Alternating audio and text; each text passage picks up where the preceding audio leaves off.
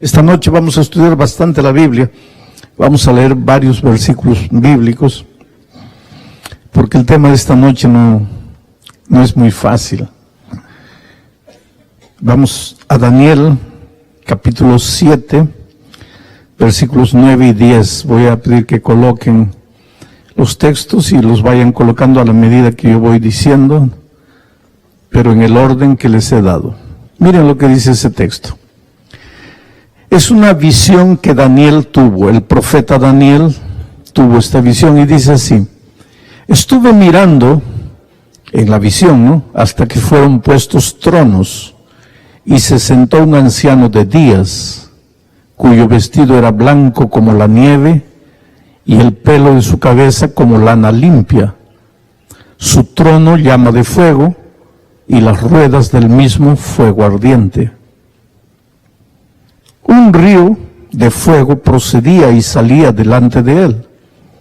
Millares de millares le servían y millones de millones asistían delante de él. El juez se sentó y los libros fueron abiertos. Esta es una visión de Daniel. Ahora yo les pregunto, sin querer forzar mucho el texto bíblico, ¿de quién piensan que ustedes que está hablando el texto? ¿Quién es ese anciano de días, cuyo vestido era blanco como la nieve y el pelo de su cabeza como lana limpia, que estaba sentado en un trono? Su trono era como llama de fuego. Todo esto es una visión y una descripción humana.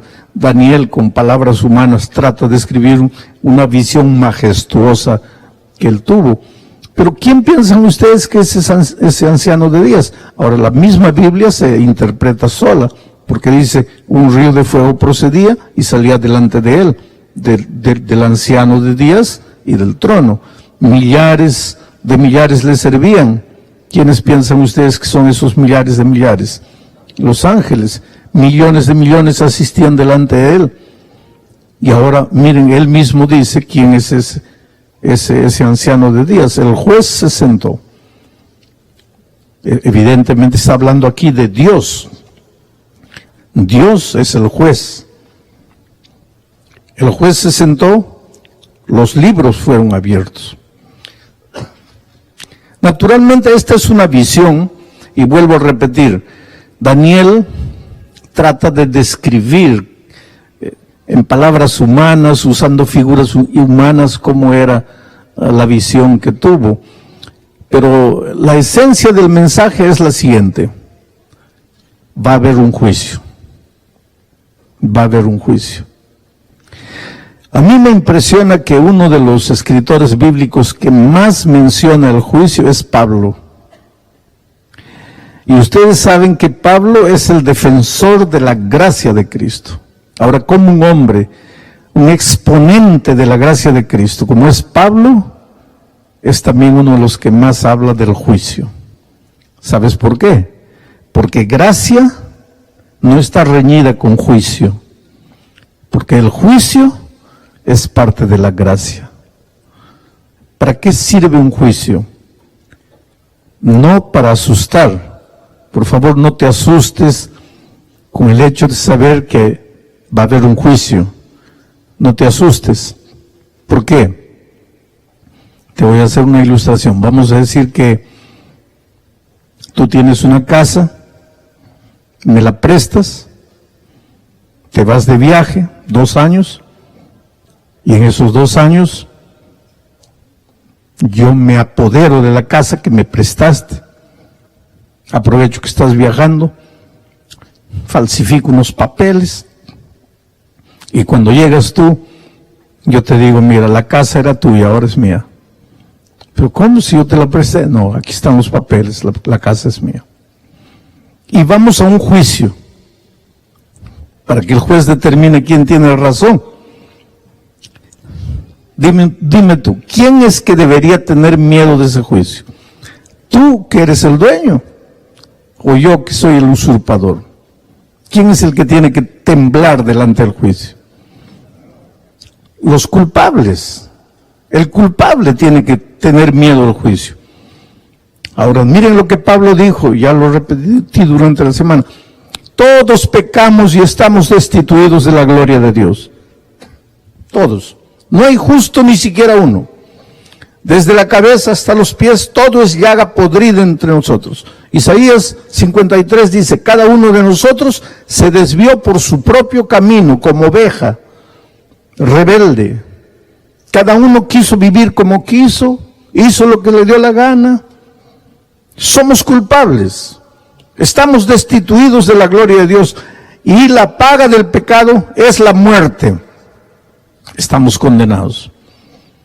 Pero ahora viene Jesucristo y dice así, sí, es verdad, Él pecó y merece morir, pero yo no pequé, yo fui a la tierra como ser humano y no pequé, y yo merezco vivir, pero voy a morir, para que con mi muerte Él pueda pagar su deuda, de tal manera que Él se salve, yo voy a morir por Él.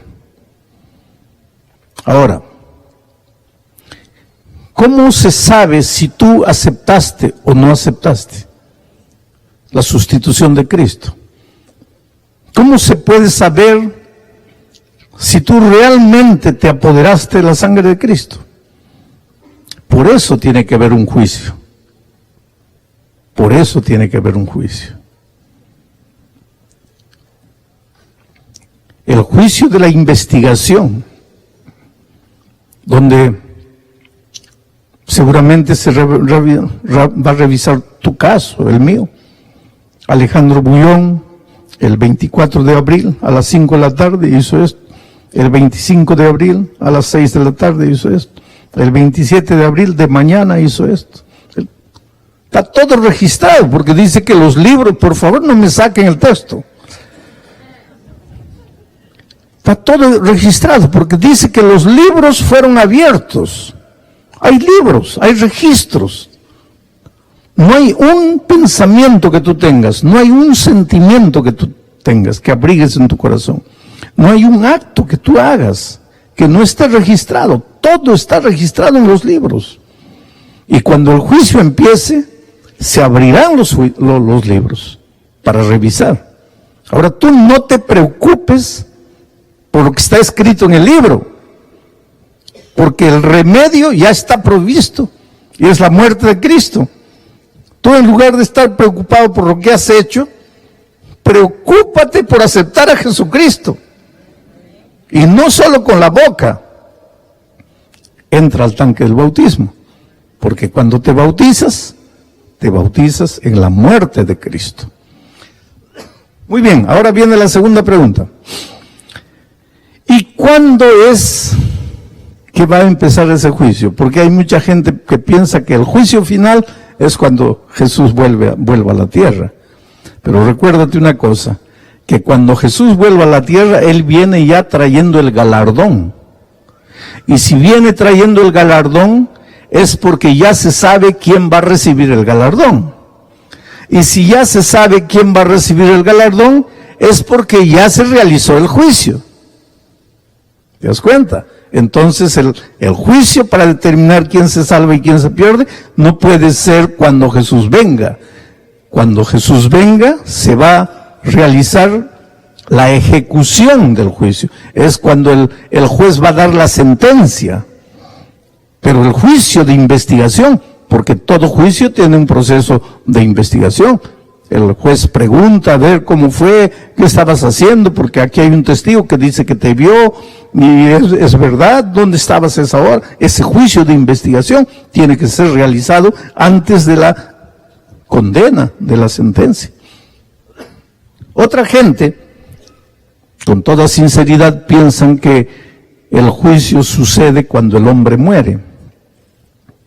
Murió el hombre y el juicio va a suceder ahí, pero la Biblia es contundente al decir que cuando el hombre muere,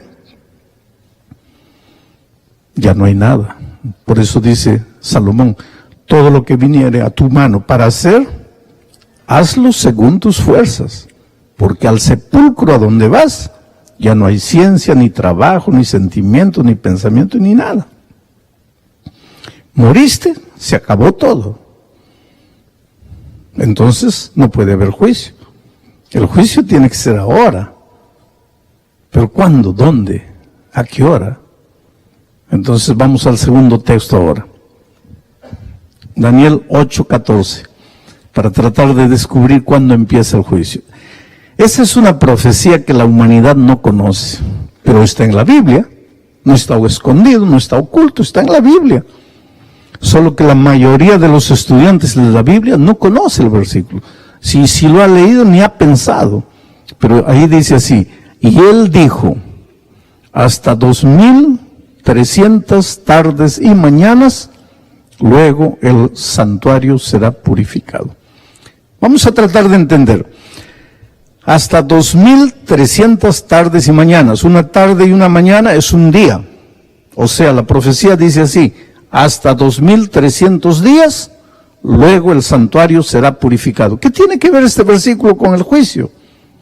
Esto es interesante. Porque antes de anoche estudiamos lo que sucedía cuando el santuario de Israel era purificado. Antes de anoche estudiamos que una vez por año, bueno, vamos a hacer un repaso.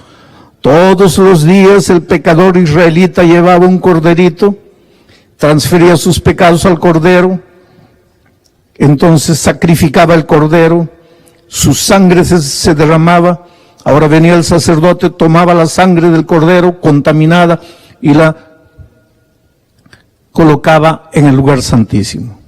Todos los días. Pero una vez por año, el santuario tenía que ser purificado. Y ahí el sacerdote entraba al lugar santísimo y recogía simbólicamente todos los pecados y los colocaba encima del macho cabrío vivo que representaba a Satanás para que fuera enviado al desierto a morir. No que el macho cabrío representando a Satanás moría por el hombre, no, él moría por él mismo, porque finalmente el enemigo es el causante de todos los pecados, y él va a pagar por todo lo que hizo, desde que se reveló en el cielo, y todo lo que te hizo hacer a ti, te hizo sufrir, te hizo pecar, te destruyó, pues él la va a pagar finalmente, él va a cargar con todo lo que hizo, las consecuencias de lo que hizo. Bueno, así el santuario era purificado. Pero cuando Daniel escribió esto, él dice así: hasta 2300 días y el santuario será purificado. ¿Cuándo empieza esta fecha? 2300 días. En primer lugar, quiero decirte una cosa, porque aquí hay mucha gente nueva que todavía no conoce mucho Biblia. Yo no voy a explicar en detalle esta profecía, pero voy a dar líneas generales para que ustedes entiendan. Para que ustedes entiendan eso, hay que entender qué cosa es en profecía un día. Dice, hasta 2300 días, tardes y mañana, un día, luego el santuario será purificado. ¿Qué significa un día en profecía? Vamos al siguiente texto, Ezequiel. Miren lo que dice: cumplidos estos, te acostarás sobre tu lado derecho segunda vez y llevarás la maldad de la casa de Judá 40 días. Día por año te lo he dado.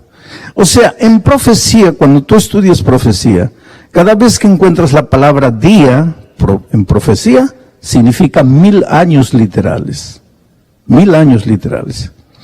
Y la profecía de Daniel 8:14 decía así: cuentas 2300 años literales y cuando termine esa fecha va a empezar la purificación del santuario. Muy bien.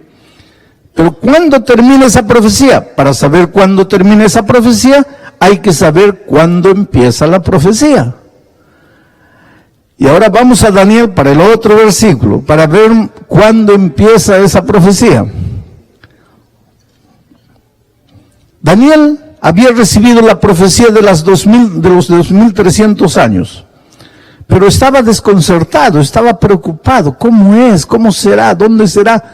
Es una historia larga, yo la estoy acortando, pero viene el ángel y le explica, y le dice así: sabe pues Daniel, y entiende, que desde la salida de la orden para restaurar y edificar a Jerusalén, hasta el Mesías príncipe, habrá 7 semanas y 72 semanas.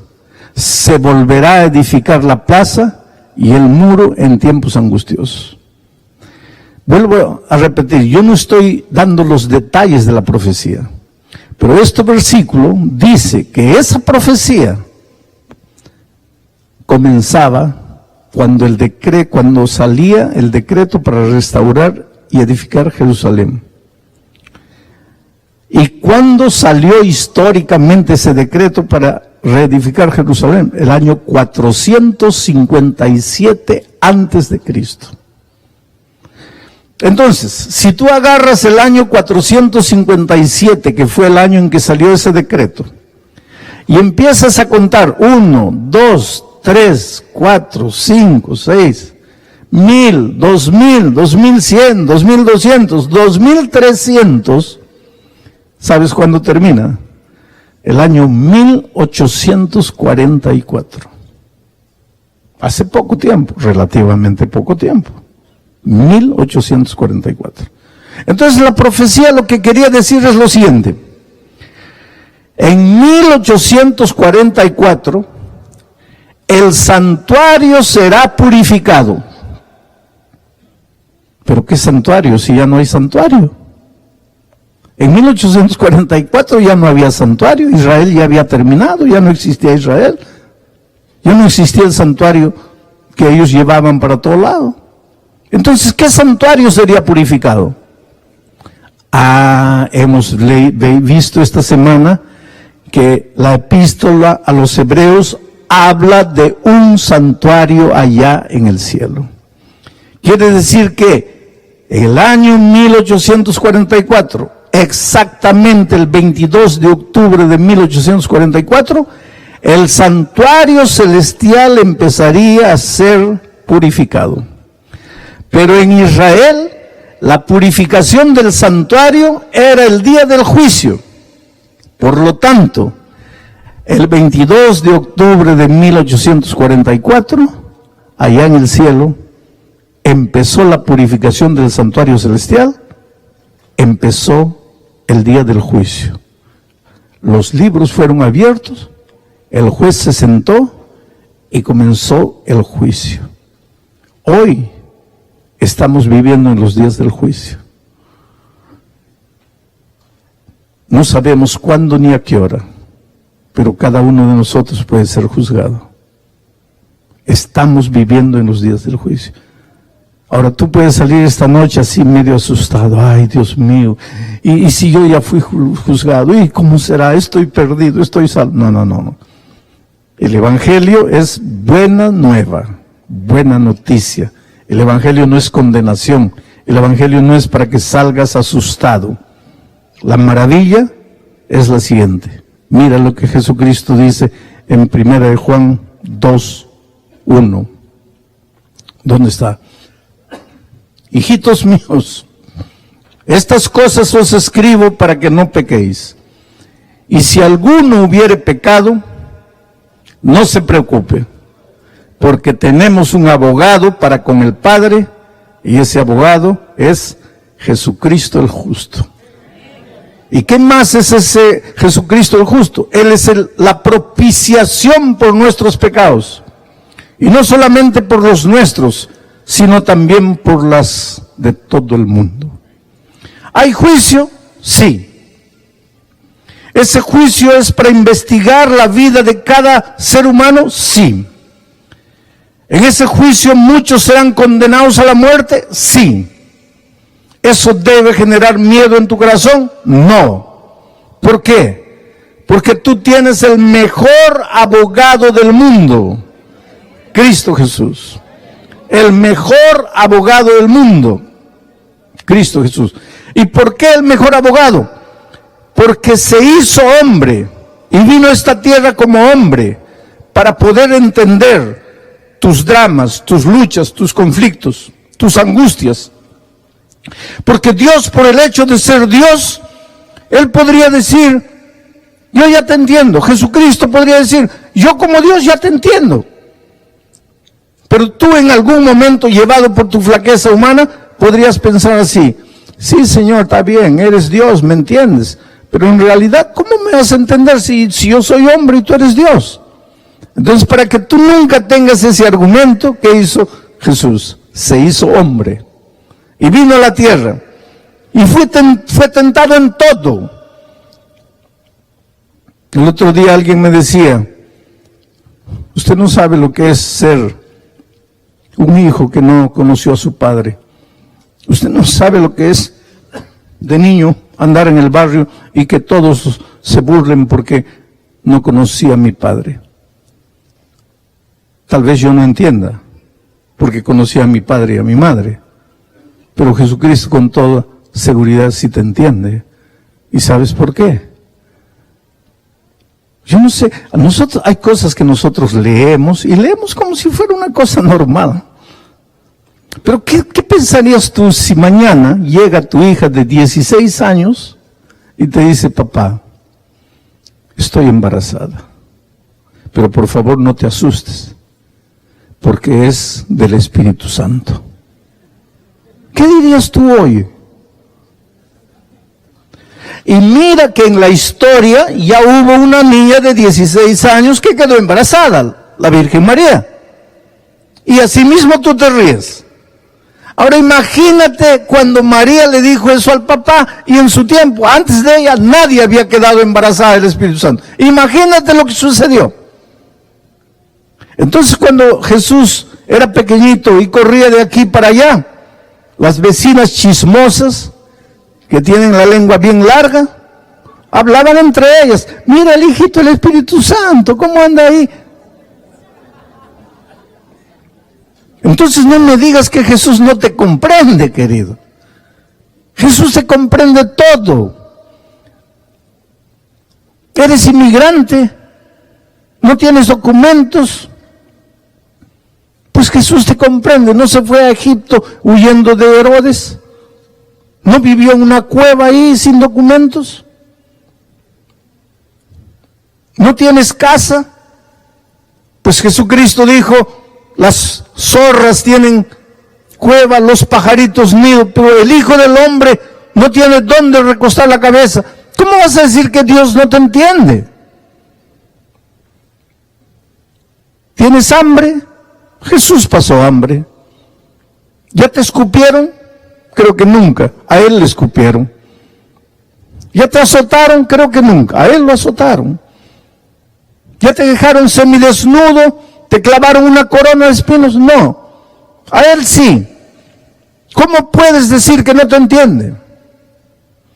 Entonces cuando los vientos de la tentación llegan a tu vida y tú no sabes qué hacer.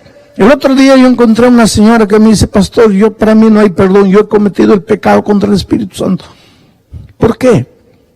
Porque cuando mi hijo de 18 años murió y me dieron la noticia, y yo vi el cuerpo inerte de mi hijo destruido en un accidente de tránsito, yo maldije a Dios, pastor.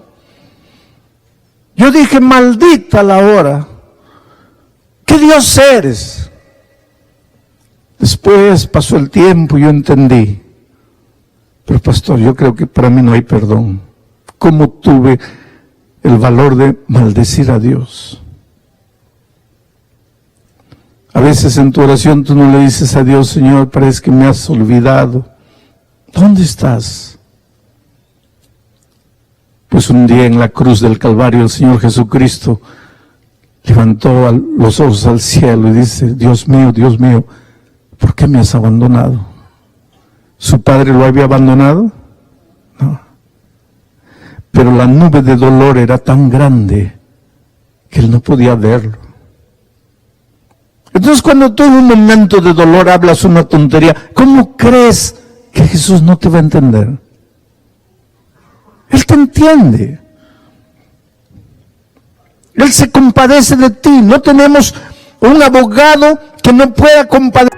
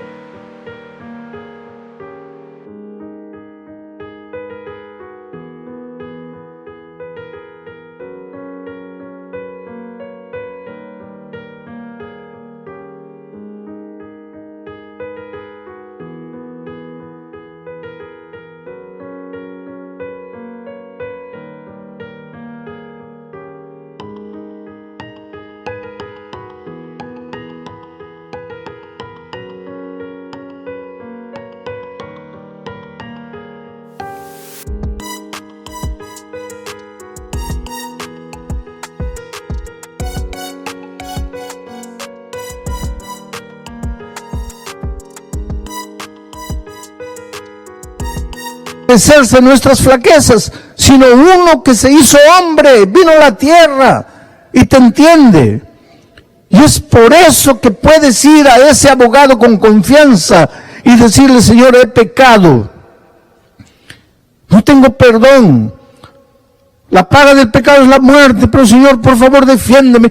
Y el Señor Jesucristo, en el santuario celestial, en estos días de juicio, intercede por ti. Por eso Pablo dice, escribiendo a Timoteo: no tenemos otro intercesor en esta vida a no ser Cristo, Jesucristo hombre, que te entiende y se compadece de ti. Oh querido, eres lo más precioso que Dios tiene en esta vida. Yo sé que a veces tú te miras en el espejo de la vida. El otro día alguien me decía: nadie me ama. Mis padres no me amaron, en la escuela no me amaron, mis amigos no me amaron, me casé con un hombre, tampoco me amó.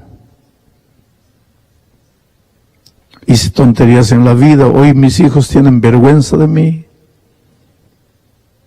no me aman. Y lo peor, pastor, a veces yo me miro en el espejo y me desprecio. Yo tampoco me amo. Y es posible que esta noche yo esté predicando para alguien herido por la vida, golpeado. Pero querido, tienes un abogado maravilloso, un salvador, un consolador que viene y te limpia las heridas.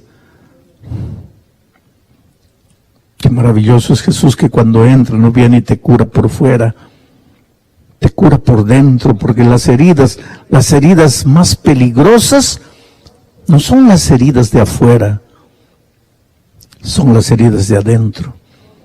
Yo una vez estaba en Ecuador, tenía 2 sermones para predicar un sábado de mañana, y de repente me resbalé en la tina y caí y me desmayé. Y el agua comenzó a subir, me llegó a las narices, y gracias a Dios porque me desperté. Me sentí mal, me agarré la cabeza, no hay sangre, tranquilo. Me vestí, no me sentía bien, pero me vestí, bajé para...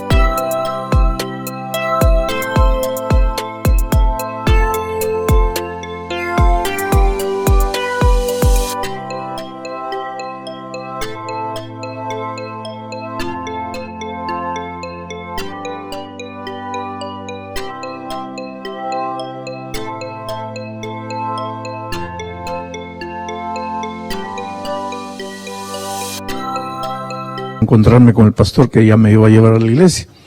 Cuando estoy saliendo del elevador me desmayo de nuevo. El pastor me recoge. ¿Qué le pasa? No, me caí, pero no tengo nada, gracias a Dios estoy bien.